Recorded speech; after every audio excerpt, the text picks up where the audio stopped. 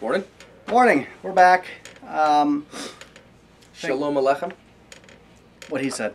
The series is going good. I appreciate you guys all tuning in. It's a lot of fun to do. And today we're going to discuss, among other things, we're going to touch on Friday's events in Colorado. Can't get away from that. The tragedy that happened there. And we're going to talk about some of the, a lot of you guys are asking, what do you teach in your training classes? And one of the things that we teach is states of awareness. You know, where are you in your everyday life as far as being alert and being aware of your surroundings? And so we're going to talk a little bit about that after we talk about Colorado, because it's obligatory. We have to talk about Colorado. Because I think once we talk about Colorado and we get into states of awareness, you'll realize maybe that what could have changed in that theater if certain people would have been more aware, if people would have maybe had a chance to pay attention, how many more people could have gotten out, who's to say? But it's really shocking to me when I do exercises with people testing their states of awareness that they're not. Mm-hmm. It's really, I mean, John, I don't know if you see the same thing. One of the things that I love to do occasionally, if you want to see how aware people are around you, is even in a state like Arizona that's, for instance, an open carry state, and Arizona's perfectly legal to carry a firearm openly. I'll do it occasionally just to see who notices, just to see if people are paying attention. And the way that you do that is you walk around, you watch people's eyes, watch what they're looking at. And I will tell you that I can make a run, you know, through the mall, to the grocery store, to, you know, the home improvement store, or whatever, get all the way through all that and maybe see one person who notices. Most of the time you can go up, talk to people, do all kinds of stuff they'll never see, and they'll never pay attention. So, you know, awareness is a crucial factor. This is like, you know, people that drive 10 miles on a flat tire. And you say, wait, why did you do that? Well, I didn't realize. Well, you're that unaware of your surroundings. You know, you should know what normal looks like around you and not tune it out, but be aware of what normal is so that you can see abnormal. When you see abnormal, that's the time to take some action. It may not be crazy. I'll give you a non-safety related issue. I was driving here this morning to the office, and I know what, you know what your vehicle's like, right? You know what everything sounds like. Well, I'm driving, and I'm doing okay, and everything's fine. And then I realized that a car drives by me, and the sound wasn't right. It didn't sound like it should have for a car driving by me. So what did I realize? Oh, I realized that I must have left my rear window cracked on the driver's side. Oh, okay, fine. So I just rolled it up. Now, what does that mean? That just means I noticed something was out of the ordinary. So I took a step and I investigated. I hit the window up button. Yep, that was it. Stupid, simple, not, you know, kind of banal even, but awareness. I know what normal should look like, and therefore I can sense abnormal from normal. Absolutely. In Arizona, I don't know if it's like that in every other state, but in Arizona, if you're on the freeway or a street, you can put your turn signal on and switch lanes and leave it on for 10 miles because they'll just keep driving by you. It makes me a little crazy because they're not being aware of their surroundings, or they're just plain rude. And I think for the most part, they're not being aware, because I can't think that many people on the streets of Arizona are rude. Well, because I do notice that, you know, whoa, this guy slows up and, you know, he stays there for a minute. He's like, okay, come on over. But going to the mall, and here's an exercise. Go to your mall today or on Saturday, whenever you get a chance, and sit there in the food court and look at people. Look at people that are texting on their phone and running into things. You know, there was that video a year ago, the lady walking into a fountain. What are you going to do if you're not aware of your surroundings? You're not prepared to put a scenario in action and be prepared for it. Yeah, you know, obviously we teach the color code of awareness. That's certainly not us. That's not NRA. That's, you know, popularized by Colonel Cooper back in the day, right? You know, you can call it anything you want. We use martial arts study, American Kempo. We use the color codes: white, yellow, orange, red. You could also call that unaware, aware, alert, and alarmed.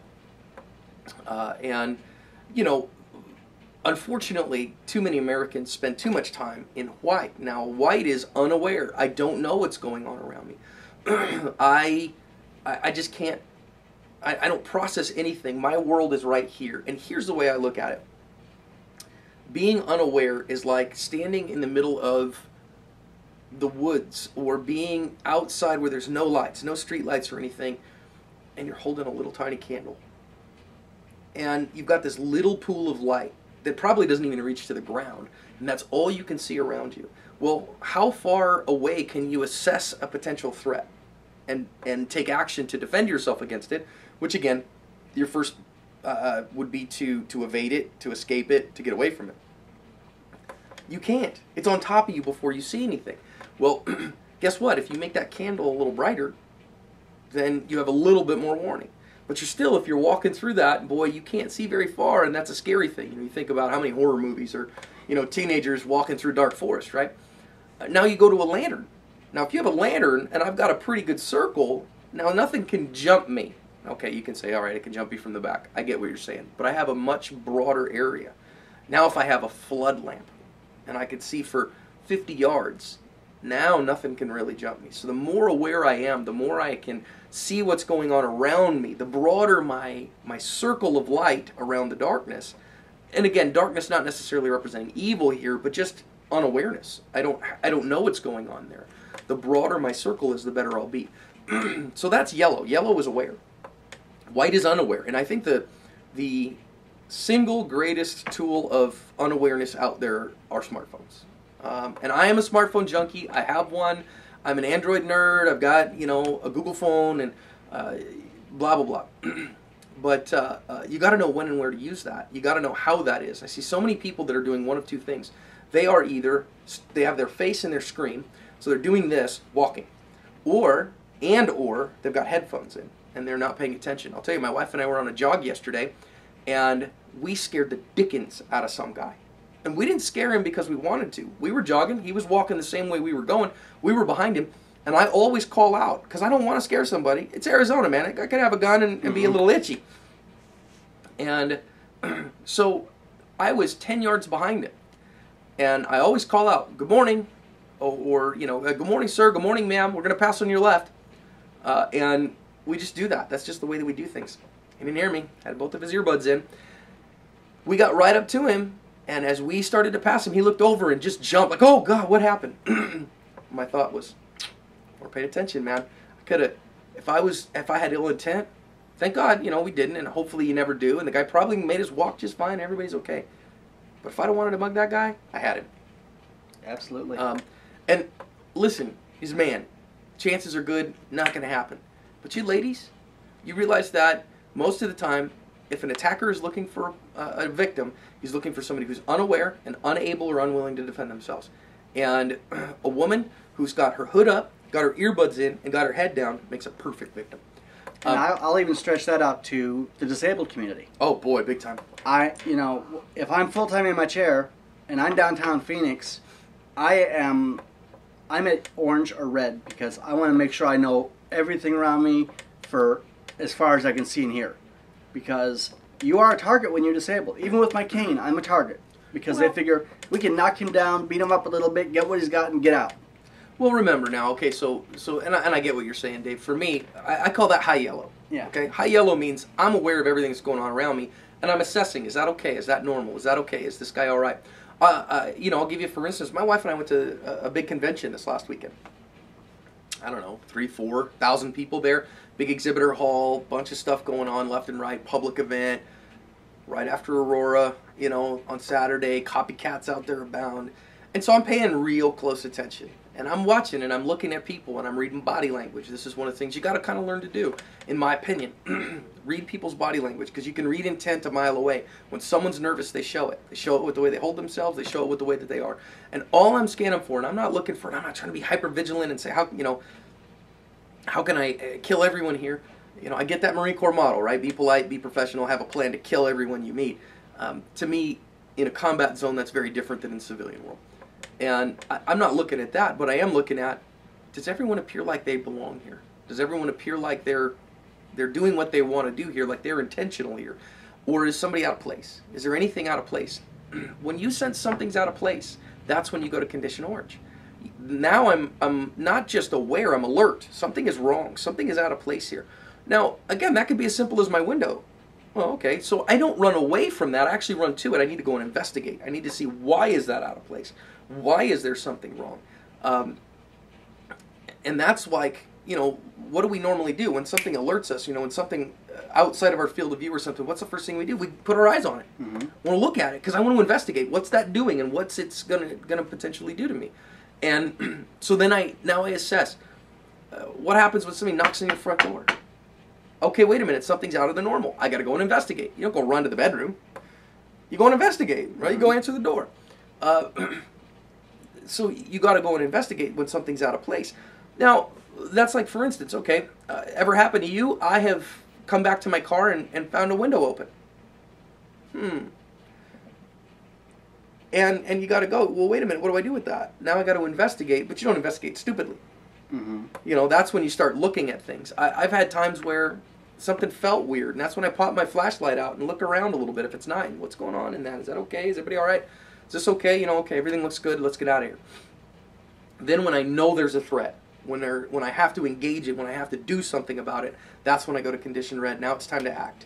And I will say, I read a post this week from Gabe Suarez, who was, of course, interacting with Aurora.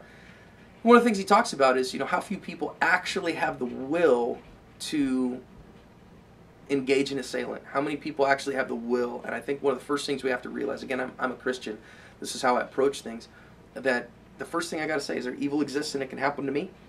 And there are bad people in the world. There's dag nasty evil in the world. And I'm a bearer of the image of God as a human being. My family, my friends are bearers of the image of God, and I have the right to defend that. And I will. Now, I think a lot of people don't have the gumption. They see and they go, oh man, something starts going down, and they freeze. They get that deer in the headlights look. They call it deer in the headlights for a reason. If you've ever been deer hunting, a deer, when it sees something wrong, you see its ears go up, and it looks, and it freezes. And it does that on purpose. A deer does that because it's camouflaged. And movement will normally get it killed. So it stops. Now, hunters know that. So they use that. They go, boo, and the deer goes, whoa, and then they shoot it. But can you keep thinking and keep acting in an active response situation? Because you're going to have an adrenaline dump at that very minute.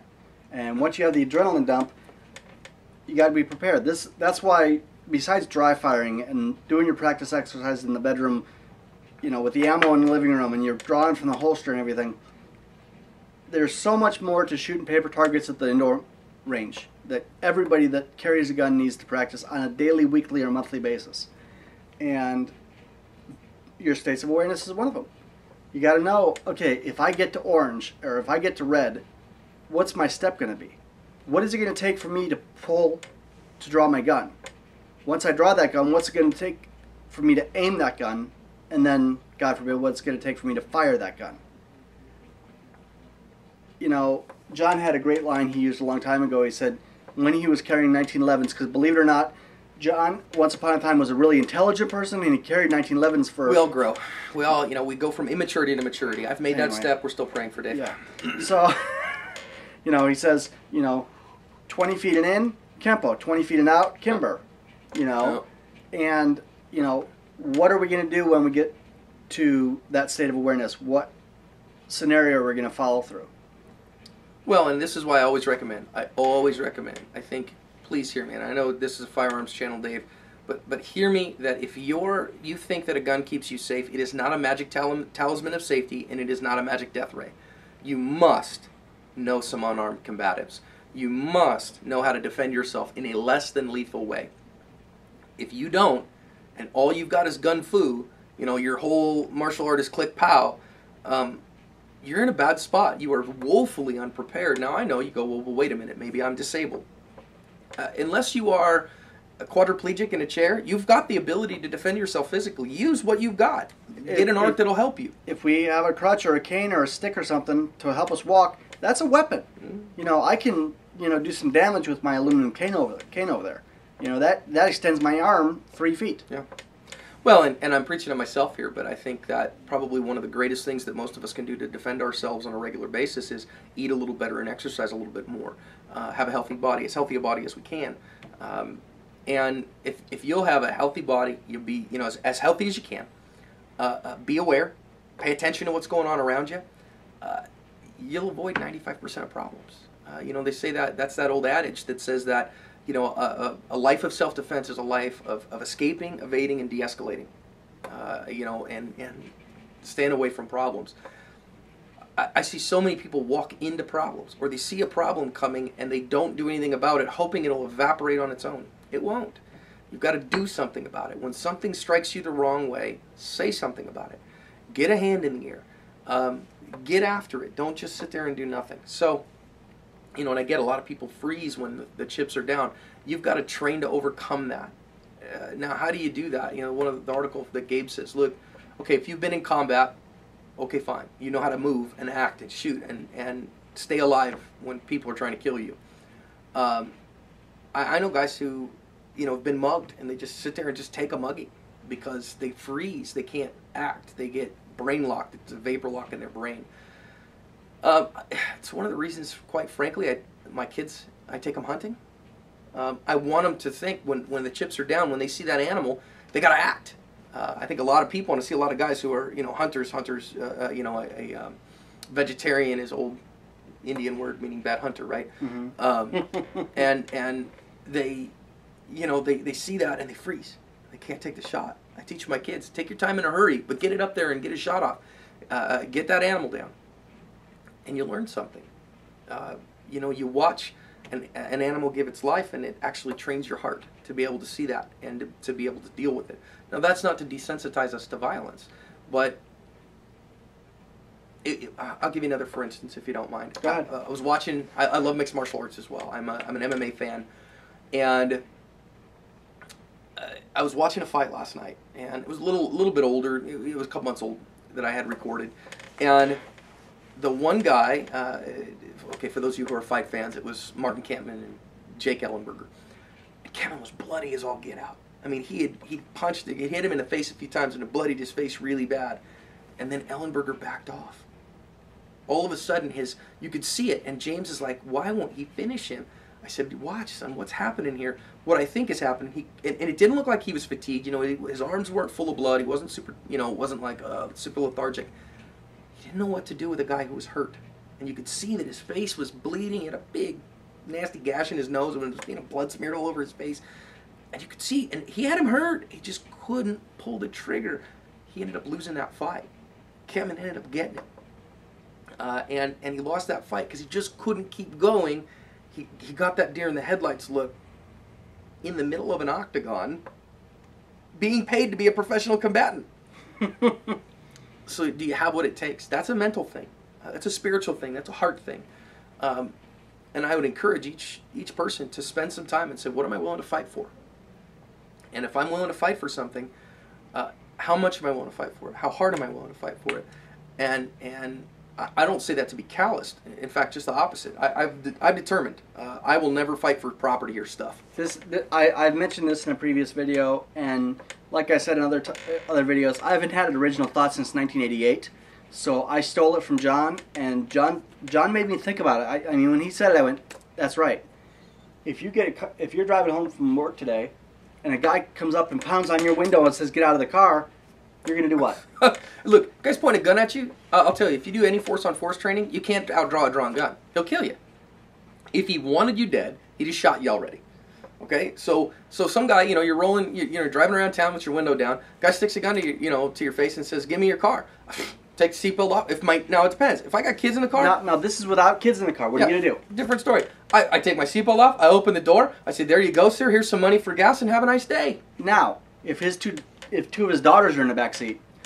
Then I tell you exactly what I do. Then I take my seatbelt off, I open the door, and the second that I'm in any kind of contact with him, I fight to the death. Exactly, guys. People you can't get back. Material things you can. I learned this. I learned this in an interesting way. I had my truck stolen out of my driveway in 2007. You know, poor beast went on a 2-day bender. He came back a little the worse for wear, but we fixed him up. And then a while later, a couple years later, I had somebody that I caught out in my driveway messing with my truck again. And so, of course, my wife got on the phone. Well, I have several home defense implements, and you are authorized to defend your property, on your property, with deadly force if you need to.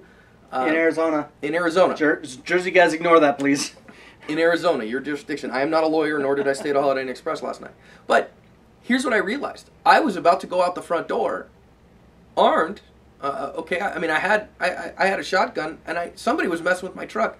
And then I very quickly realized what I was about to do. I was about to go and have a deadly force confrontation, or a potentially deadly force confrontation, potentially put myself in a place of deadly force to use or to be used against, to put my life on the line for an insurance claim, to save my insurance company a claim, or to save my stuff. And I know some people are like, but that's my stuff and it means so much to me. Listen, man, it's stuff. You can always get more stuff. That's my opinion. So I don't defend stuff, but I will defend life. Of course, my wife, my children, I will defend to the death. And there's other guys in the YouTube network there's another guy that did a video not so long ago, talked about carjacking. And, if he's in the car and he's in his Mercedes or whatever, and guy comes up, he always wears a shoulder holster because he can draw faster and get to point and stuff. Take the Mercedes. I'll get a newer one. This one had more miles on it. I want a new one anyway. Not unless there's life that I got to protect in the back seat. Am I gonna, my granddaughter's in the back seat. There's gonna be a fight. My granddaughter's not with me. Take the car. Yeah. So plain and simple. Yep.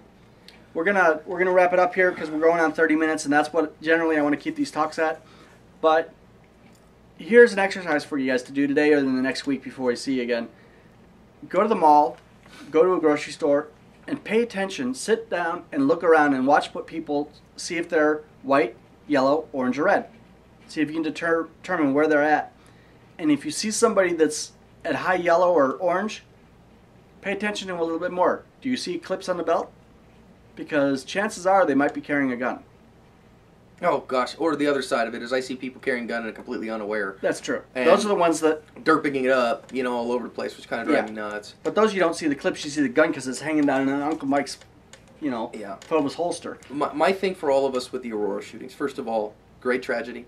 Let's call it what it is. It's a murder and a rampage. Okay, you can't fix crazy. You're never going to eradicate crazy. Again, as a theologian, until Jesus comes back, it's a fallen world, and we are going to deal with the effects of that.